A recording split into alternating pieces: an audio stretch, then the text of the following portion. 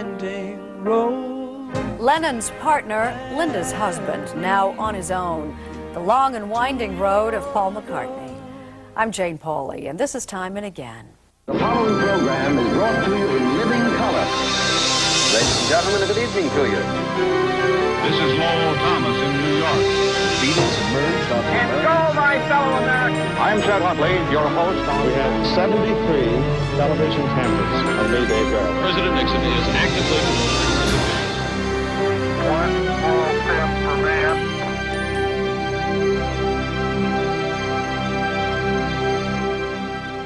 Hello and welcome to Time and Again. Live long enough and you sometimes find out how things turn out, for better or worse. The Beatles, for example, who would have guessed when they took the world by storm in the early 60s that the story would end with a bitter breakup, or that any hope of reconciliation would be shattered by murder. But Paul McCartney has always known how to take a sad song and make it better, even performing at the Beatles' old Liverpool haunt, the Cavern Club, for the first time since the early 60s.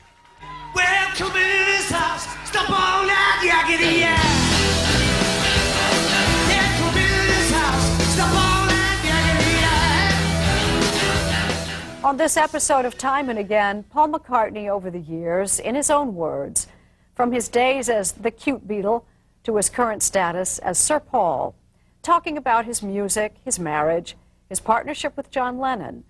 Teaming up with Lennon made the Beatles possible, but to Paul McCartney personally, the most important partner in his life was Linda.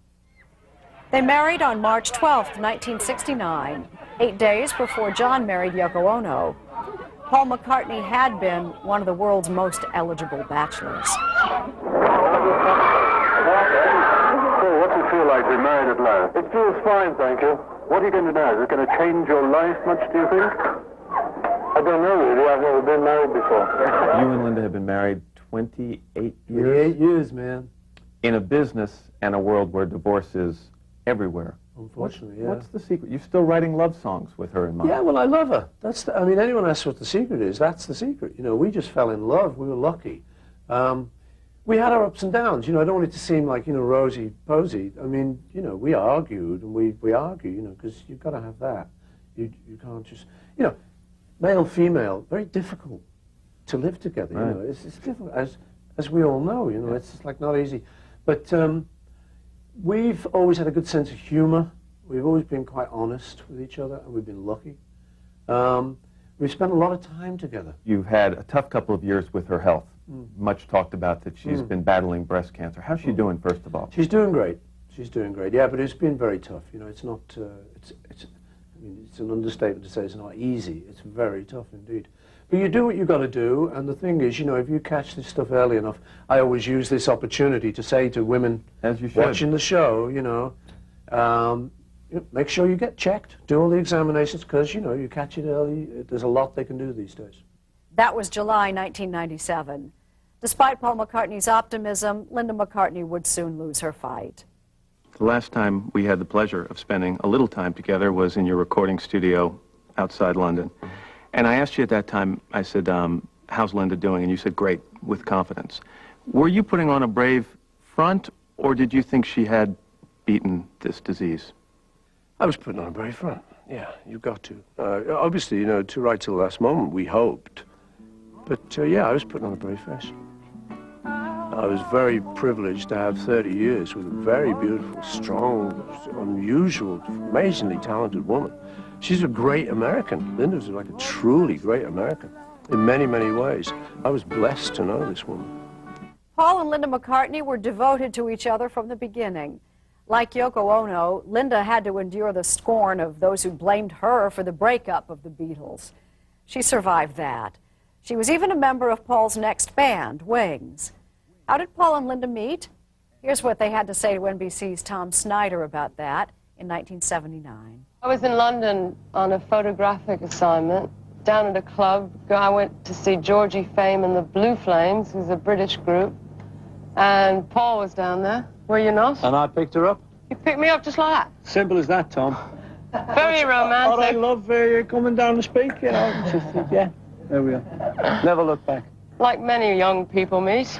You know, a lot of guys who would have had your success and your fame and your following might wish that sort of thing to go on forever. Yet one day you said, I've had enough of that. I want to, forgive the term, settle down and have a family and be with somebody I like and somebody I love.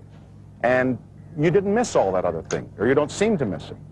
Not really, no. I mean, what can you do, Tom? His hands are tied, Tom. No, it's true, actually. You know, I think the thing in my case is I've done so much of it. And I've been knocking around the world with the Beatles for a good 10 years there. And when the time came to get married, I'd sown my wild oats, or whatever you say, you know, so I'd had enough. And I was quite ready to just kind of settle down and see what happened. And through the years, we've had kids and stuff, and it's just an education seeing kids grow up. And it's a cabaret, too. Cut. Linda, how do you think audiences react to you? I think most of them know by now that you've come a long way very, very quickly as a performer and as a musician.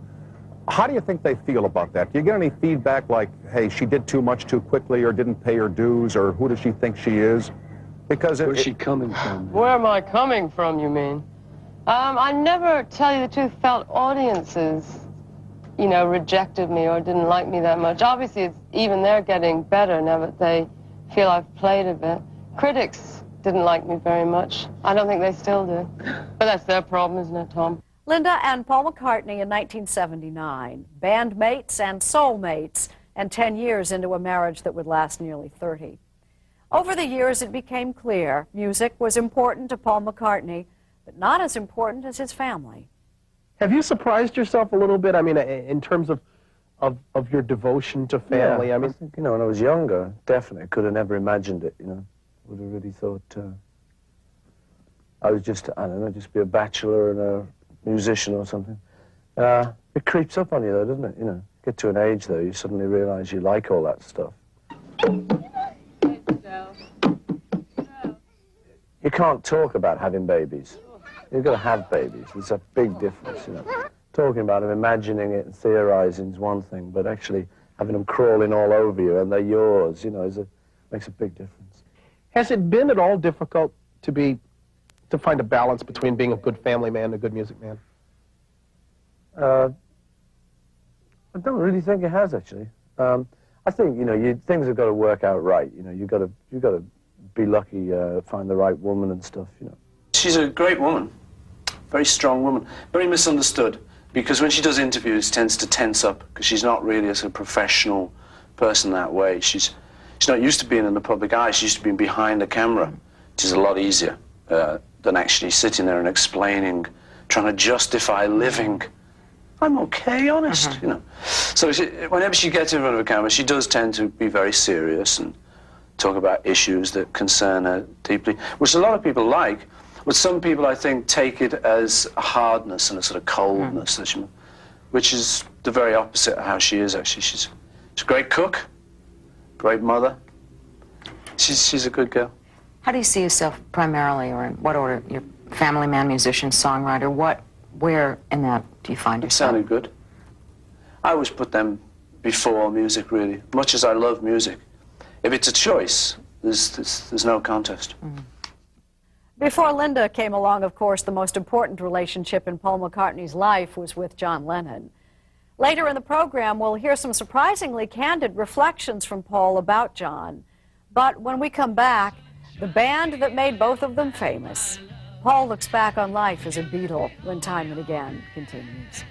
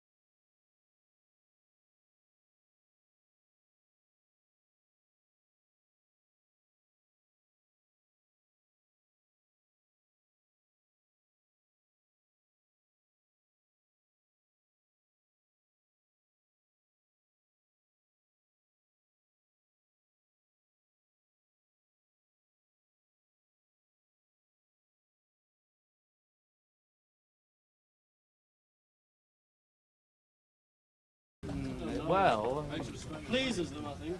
They must do because they're buying it. Why does it excite them so much? We don't know, really. If we knew, we'd form another group and be managers. So when you came here for the Ed Sullivan Show, you knew that the reception would be what it was? No, not really. We got the plane from London and we were expecting things to happen because we'd always said we wouldn't come to America unless we had a #1 record. And we had that #1 record, so I Want to Hold Your Hand. So we were coming, but we didn't realize how big it would be. And when we got off the plane at the airport and saw all the people, like there were millions of people and stuff, and cops and everything. And so that was the shock, you know, actually seeing how big it was. Yeah, it was a timing thing, I think. It really was, yeah. In Europe, you had this student thing. People always think that we started it. But the haircut and all this stuff was happening in Europe anyway. All the students, all the art school kids, you know, were sort of doing this. The actual haircut was from a guy in Hamburg called Jürgen Vollmer, who was a good friend of ours. Oh, I remember him. Do you remember? Wait a minute. Jürgen, who is still about, and he had his hair sort of down here. It was more that one, rather than sort of that one. And John and I we'd hitchhiked over to Paris. Round about his 21st birthday, he'd got some money off his rich auntie in Scotland, I think. And we went to Paris on the strength of this. And we met Jürgen, and we said, could you do your hair like this, you know? Could you do our hair like yours? And so he said, oh, no, you don't want this, you know, you want the rock and roll, please, you know? And we said, no, man, it's great. No grease. Yeah, you know, because he liked that, you know, he was into rock as a photographer. He liked the sort of the hoodie look, you know, the greaser look. But we said, no, you know, it's time for a change. We like yours, you know. So we arrived back in England, and of course we didn't quite know how to style it like his does, so ours just went poof, and just stopped there, you know. People said, God, what have you done with your hair, you know? And we hung in there. We said, oh, you know, it's the new fashion, oh, you know. But there were lots of kids that were picking up on that. So we became kind of the spokesman for that generation. And when we came over here, you hadn't really seen anything like it. And what was happening was there were Beatle wigs, if you remember, on sale. Mm-hmm. So this crazy band had been talked about here. I think on the East Coast, we used to have friends who come back from like Boston, and they'd say, I heard somebody talking about you. Really? Oh, wow, you know, it's going to happen. Does all that hair help you sing? What? Does all that hair help you sing? Definitely, yeah. You feel like Samson, if you lost your hair, you'd lose what you have? I don't know. No, I don't think so. How many are bald that you have to wear those wigs? All of us. You're bald? Oh, we're all bald, yeah. And deaf and dumb, too. I Want to Hold Your Hand was the one that finally did it, which is funny, actually. I mean, I don't know if it's anything to do with it, but I know when we met Bob Dylan years later, you know the bit in the middle that goes,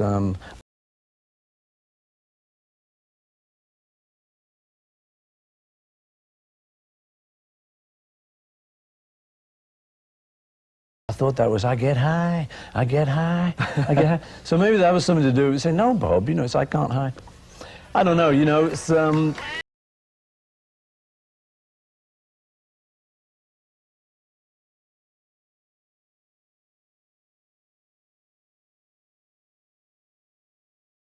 that loves me too. And we ended up with like the top 5 at one point. If you look back on that early stuff, it's not just the freshness. There was some clever things done there and different things done there that people didn't recognize because they were concentrating on the fashion, they were concentrating on the hysteria, but even starting a song like She Loves You with the chorus. Come right in with the hook. You were a little cleverer than everybody else. We were slightly different. It wasn't so much clever, really. That's kind of the wrong word. We were slightly more artsy.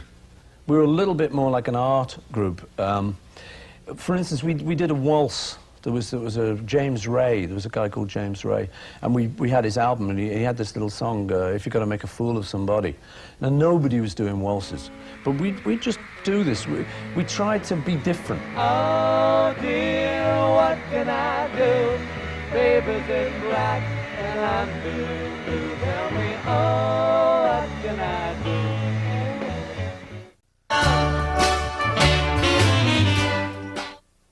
My name's Paul. This is Ringo. John.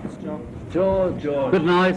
Word was for a time that that say Beatle, that's a bad word. Yeah, well, it was for me. It was very difficult because I always liken it to like a divorce, you know. And you want somebody wants to talk about your ex-wife and stuff, and you don't want to talk about it. You want to take your head somewhere else because it's painful.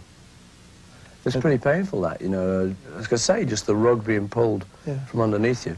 And it wasn't just that either. If it had just been that, that might have been... It was all the business stuff, and him suing you for $1 million, and him suing you for $5 million. You've got to try and keep it all together, you know. It was probably like the most difficult period I've ever had in my life. Is there ever a day that goes by when someone or something doesn't remind you of the Beatles? Probably not.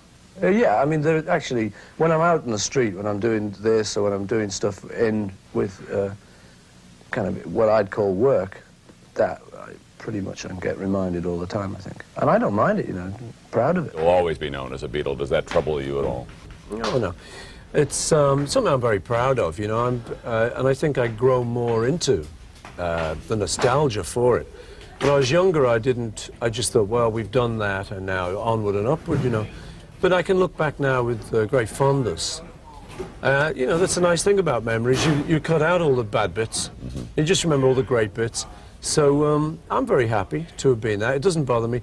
We reached a point of no return when you sort of realize that, you know, Charlie Chaplin's always going to be the funny little guy with the funny walk, even though he's an old man living in Switzerland.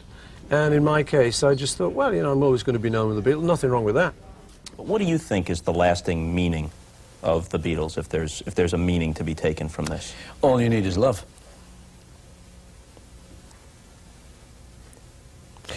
Should I elaborate? If you'd like.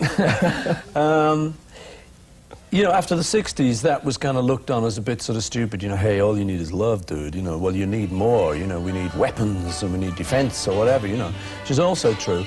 But it's coming back. It keeps rolling back, this idea that what these people on this planet need is love, you know, and I think that was our message. Love is all you need. Give peace a chance, John wrote. You know, I always say to people, you know, we could have had a really satanic message. And with the power we had, boy, you know, we could have made quite a difference the other way. But we always chose not to do that. Nobody was remotely interested in that. We had this idea that all you need is love. In the end, the love you take is equal to the love you make. That's your song. That kind of thing, you know. I still think that that's true. I think the idea gets knocked every so often because, you know, it's a violent world and that you do need other things. But I still think that's the late Chris Farley on Saturday Night Live in 1993. McCartney had to learn to see the light side of his days as a Beatle. The bitterness of their breakup and of Paul's falling out with John Lennon lasted for years.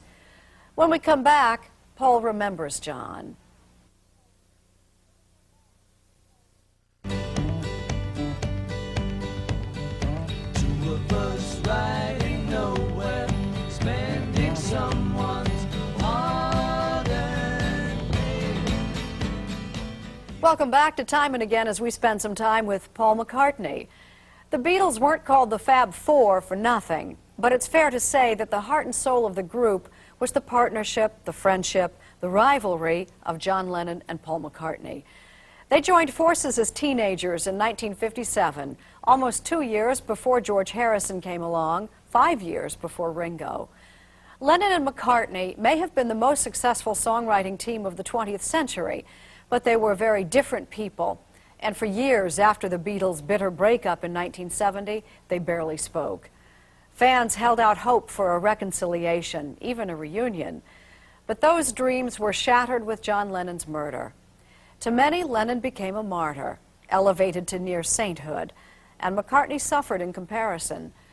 Paul has had plenty to say about that over the years, but let's start with John Lennon talking about Paul with NBC's Tom Snyder in 1975. And we were very good friends, and we've known each other since we were 15, you know, and we got over all the actual fighting, the real nitty-gritty, dirty, you know, stuff, which had nothing to do with how popular we were.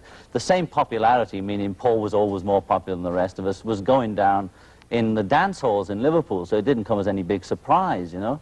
I mean, the kids saw him, the girls would go, ooh, you know, right away, so we knew where the score was there. But it was a group. It was the music that was interesting, that was important, not who was, you know, as long as we were, you know, going forward and going somewhere, it didn't matter. At the time of his death in 1980, John Lennon's relationship with McCartney barely resembled times when they were the best of friends. I would have liked to have seen him the day before and just straightened everything out, you know. That's one of the things about sort of a sudden death like that, you know, is that there are many things left unsaid, you know. But on that angle, really, I didn't feel quite so bad because, like, the last time I had spoken to him, we had actually cleared a lot of our differences up, and we'd sort of... We see, one of our big problems over the last 10, 12 years had been the business thing. And we found that we could talk to each other, as long as we were talking about kids, talking about stuff like that, it was really easy. And we could get on fine, and it was, wow, you know, well, how are your kids? Wow. And we'd be terrific, you know. And suddenly, either one of us would kind of say, oh, well, what about the Apple thing then? Yeah. You know, and he'd get real mean, wow, you know, because, I mean, that was like a serious game of Monopoly, that. You have said in the past that you were sorry about was the Beatles' reaction to John and Yoko's love. Would you, if you're willing to, talk a little bit about that? Yeah, I mean, you know, I'm getting a little easier on myself these days. You know, when all that happened, I did feel very, oh my God, oh, I've stepped on someone's toes. Nowadays, I think, well, wait a minute, come on. I mean, you know, just me growing up, like they were growing up. And looking back on it, I didn't really do so much to hurt people. I think I've tried to remember what it was that was so hurtful, you know. I think one of the things that John said was so hurtful was that I told the world the Beatles had broken up. Big deal. I mean, you know, I don't think that's that hurtful. So like I say, you know, I think it's starting to come out that we were kind of regular people, that we did love each other. I mean, I definitely, no doubt about it, thought John was a really great person.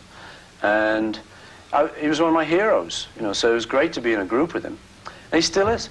I don't expect to ever work with anyone as talented as him again, but he went through a lot of problems. And when he was going through those problems, when he was going through his primal scream therapy, he lashed out at everyone, and he screamed at everyone, and I was in the front line. John was the quickest wit. There was no doubt about that, no contest.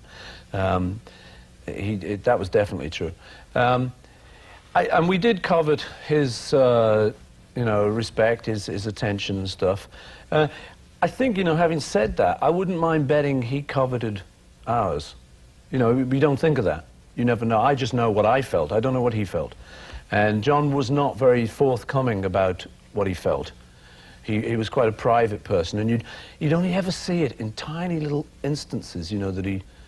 I remember once, I mean, you know, the things I remember about John was silly little things. You don't remember all the great big moments. They just went by in a flash, you know, meeting the Queen, hi there, whew, gone, you know. But you remember stupid little things. I remember we were kind of arguing once about something musical or something. I remember John just kind of taking his glasses down and sort of saying, it's only me, and putting them back up again. You know, so maybe he did have similar feelings towards us that we had to him, but he just didn't make it perhaps as obvious. But we were Lennon fans, definitely, you know. He was a great guy. I think the only way I could get the kind of edge John had would be to have a different childhood, and I certainly wouldn't have wished for that. You know, John had a real bad time in his childhood. As I say, you know, his father left home when he was 3. His mother lived with someone down the road. He didn't live with his mother, although he idolized her. He lived with his aunt and uncle. Then the uncle died. John started to think he's got a jinx, and any men he lives with leave rather suddenly. And I think John was a very frightened person about that. His first marriage didn't work out. So he had a lot of pain, you know, inside himself that I didn't have. So, I mean, the only alternative for me is to wish for a painful life, which I'm not going to do, you know. If that's what I require to be a great artist, then I don't want to be a great artist. Maybe then the best situation is not to have to live the life, but to have him there as a sounding board. To have him... I think that was what was the great thing, have you know. both of you kind of... And, you know, you have to remember me as a sounding board for John, Sure. you know, because that is the thing I say to people, you know, if John had thought that I was rubbish, he didn't suffer fools, gladly. He wouldn't have worked with me as long as we did. We wouldn't have been able to do what we did if he didn't. We enjoyed it. We sat down. We really enjoyed each other's company. We're really good for each other, too. Because Because John, as you say, was more the sort of acid wit, the sort of... I mean, I was writing the song, a song off Sgt. Pepper, and John, it was always great this way. You know, I was writing the song, and he's sitting by the side. He had a guitar, I was on piano. I'm going, it's getting better all the time. And he's going, it couldn't get much worse. And you go, oh, get it down. You know, that's fantastic, you know. And let's say, I don't care what people think or how they analyze it. I think if John was here now, I don't think he'd say he was the only one in the Beatles or that he was the soul of the Beatles. I think he'd admit that it was a pretty equal affair, really. But, you know, having said that, he was great. And I'm more than proud to have worked with someone like him. It was a great experience, you can imagine. In New York City, of course, there's a kind of a special claim, I suppose, on John Lennon. And when you think about your relationship with him, do you think of only the good bits as well and try to remove the bad bits? Yeah, you do. I think that's one of the great things about time and memory, you know. It's like the terrible holidays you had where it rained. You remember the one great day, you know. And John and I had our bad moments, but relatively in the time we spent together, which was quite a long time, we had a great time. And we loved each other, you know. But do the memories of him resonate any more when you come to New York City, which is where his life finally ended? Sure, yeah. I happened to be out jogging in the park this morning, you know, so I'm looking at the Dakota, I'm looking out for strawberry fields, I'm thinking of him as I run. We read each other, we'd grown up together. What do you mean you read each other? We'd been teenagers together. I'd been sitting in his bedroom listening to Fats Domino, Chuck Berry. We'd been taking down the words together when we were like 16, 17, so we'd actually grown up together. So that if he said, you know, it's got to be like Chuck Berry, I knew what record he meant. I knew even what line he was talking about. You know, so we read each other in that respect. When you have a great collaboration like that, is it tough when you don't have that collaboration anymore? What it is that before we ended our collaboration, John and I, we were writing separately. I'd started to do stuff like Yesterday, Here, There, Never, Ever Shall, my stuff, Let It Be, kind of thing. John had started to do Strawberry Fields, Walrus, his kind of stuff. So we'd started to write separately anyway, just out of pure convenience. If I felt a song coming on, I didn't always want to ring him up. John, you know, are you available for the next year? It was like, oh, I'll finish it up, you know, I know enough now. Because we'd learned in tandem. We had enough skill to write on our own. So it wasn't such a shock when the Beatles broke up. I was still able to write, like, Maybe I'm Amazed and My Love, without too much problem. I didn't have to keep looking around over my shoulder for John to help me. Right. Because like something like, say, Hey Jude and that had been very much solo effort and stuff. However, that wasn't too bad. But then once we really started to not write together and not be available to each other, I think both of us felt a little bit of the pinch then. And since he died, to me, I refer to him now probably more than I did in that sort of post-Beatle period. And then it'd be like, okay, the band's finished, right, I've got to work on my own, I've got to be strong, resolute, and I'd take that attitude. Since then, I think, you know, if I'm looking for something, I'm trying to see if a line is crummy, or if I'm trying to find something good to say, I might, in my mind, just sort of check with John and sort of say, what do you think of that, you know?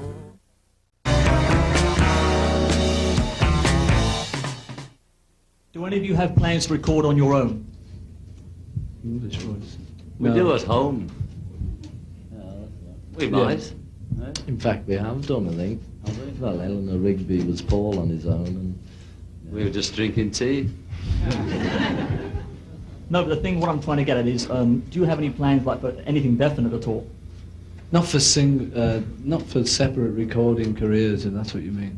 The Beatles in 1966, just days before what turned out to be their final concert at San Francisco's Candlestick Park. A few years later, after the breakup, the Beatles would pursue separate recording careers, and the most successful at that, by far, was Paul McCartney. It began with Wings. What was the genesis of Wings, Paul? When did you decide that you wanted to get back into it? You've been away from it for a while. Yeah, well, the Beatles had split up round about the end of the 60s, and I was either just going to kind of sit around and rest on my laurels for the rest of my life, or I was going to get out and start a new band and keep doing it. And we made that decision. We thought, well, we'll do it that way. And so it was just a kind of overnight thing. I asked Linda if she wanted to be in it, and she said, yeah, okay. I don't think quite realizing what she was getting into.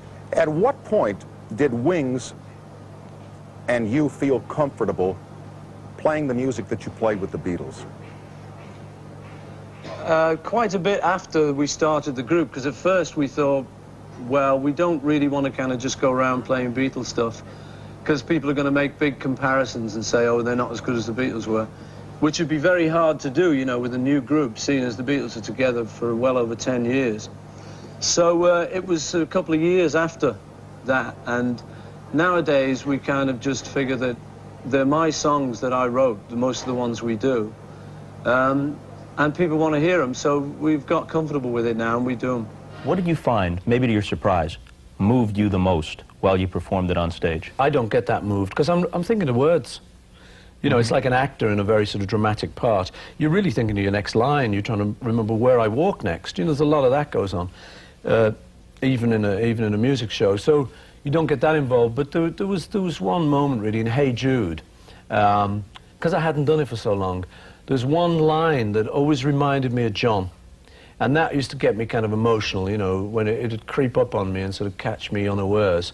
There was a line, the movement you need is on your shoulder, which when I was playing John the song, I basically sort of wrote that one. On the tour, I kind of do my Beatles songs, you know. So I was playing John this song when I wrote it. And I'm going, you know, hey, June, and he's going, yeah. And I said, the movement you need is on your shoulder. I said, I'll be changing that. You know, it's stupid, you know, it sounds like a parrot. And he said, you won't, you know. He said, it's a bloody great line. I said, no, that's stupid. The movement you need is on your shoulder. What does that mean?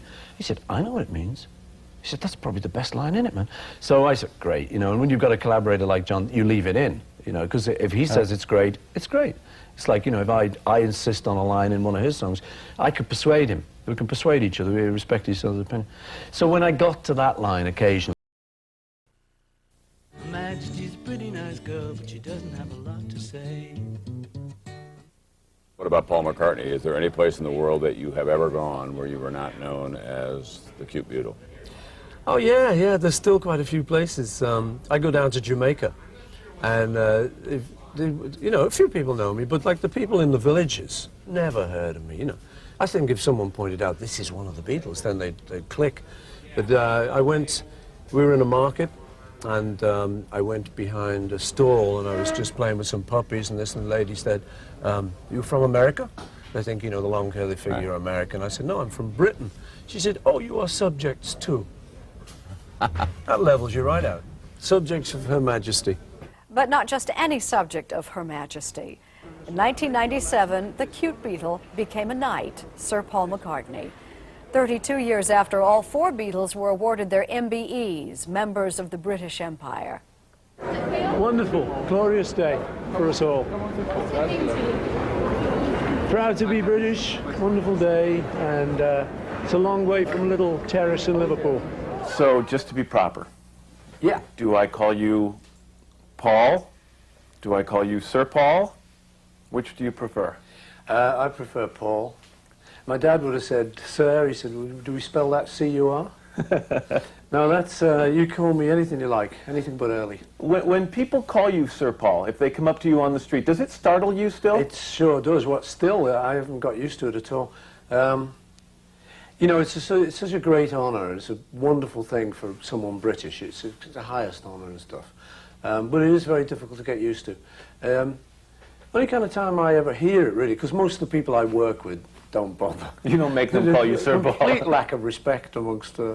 But I'll go on a plane and the pilot may say, welcome, Sir Paul, and I go, look behind me to see who he's talking to, you know. Take me back to March, then. You're at Buckingham Palace. Yeah. You are kneeling before the Queen. Yeah. She takes that sword from the left shoulder or the right shoulder and moves it to the left. Yeah. What were you thinking at that moment? I was just nervous, as usual, you know, like anyone who goes through those things. It's a bit of a haze when you're going through it. I was thinking, I'm doing this thing in front of Her Majesty. I've got a lot of respect for the royal family. I saw the Queen get crowned, and it was quite a big thing in 1953, where I was like 11. So it's a special thing for me, you know. She opened the school for performing arts that we have in Liverpool. So I've seen her on and off, you know. But it's still a nerve-wracking event. You're in front of all these people, you know. But it's good. It's great. And the thing that really brought it home to me was one of my kids, my youngest daughter, started crying when I was kneeling. And I couldn't hear her, but I heard about it later, and all my other kids were going, "Whoa," she was crying. So that brought it home to me. You know, I thought, gosh, you know, one of the kids seeing her dad kneel before the monarch, whereas I can tend to be a little bit cynical, because, you know. They want to make a mind. Of age, when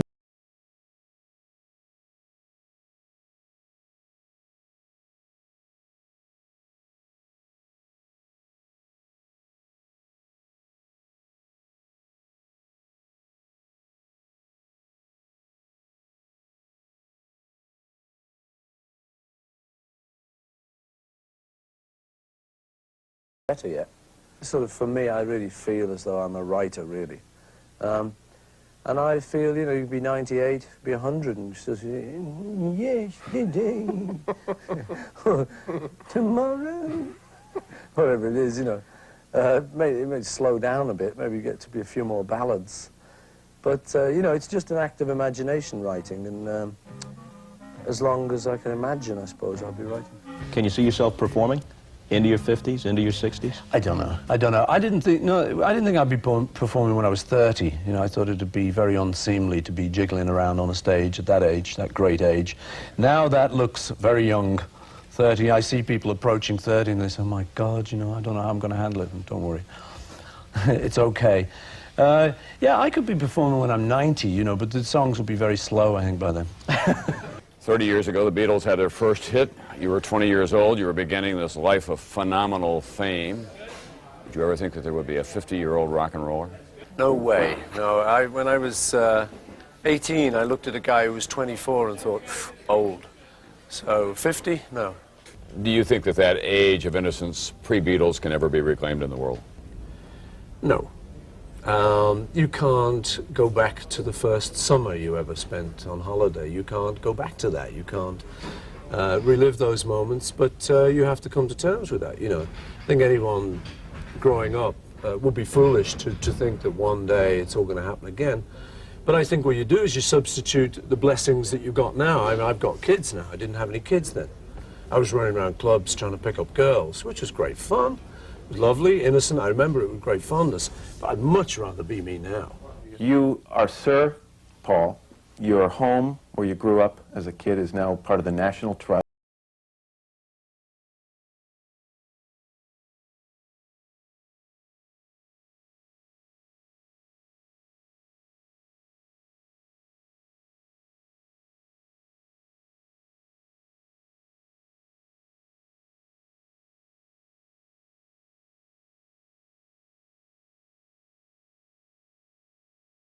To me, see something in that they want to emulate, then that'd be great for me. Then second would be music. I hope they like my music. That'd be good too. When I'm 64. People do like Paul McCartney's music, of course. Some of it stands among the best ever made, but it's revealing that what matters to him more is his family, his values. He told us a long time ago that in the end, the love you take is equal to the love you make. He sang it, and then Paul McCartney went ahead and lived it. That's time and again for now. Thanks for joining us. I'm Jane Pauley, and we're history.